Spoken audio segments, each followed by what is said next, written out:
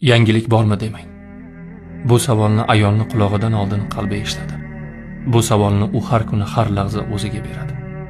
Lekin javob uning qo'lida emas. Uni qiynamang. Voy falonchi farzandli bo'ldi deyishdan sizga nima naf? Yoki hijolatdan yerga kirib, toshib chiqayotgan ko'z yoshini qaysi kiprik ostiga yashirishni bilmay turgan abgor holatini ko'rib huzur qilasizmi? Doktorga bordingmi? Eringiz ham sog'lommi? Necha yil bo'ldi to'yingizga? Balkim eskicha qilish kerakdir degan safsatalarni bas qiling. Robbim yozgan taqdirni muhokama qilish ishi sizga qolgani yo'q.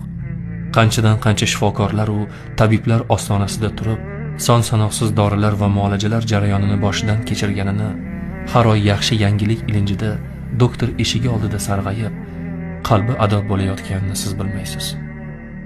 Oling, niyat qiling kelin deb qo'liga chaqaloq tutqazmang. Ezilib qon bo'lgan yuragini battar g'ijimlamang uni. To'shak hidi emas, ko'z yoshi hidi keladigan yostig'ini battar ho'l qilmang. Ichingizda pinhona duo qiling. Shuni o'zi kifoya.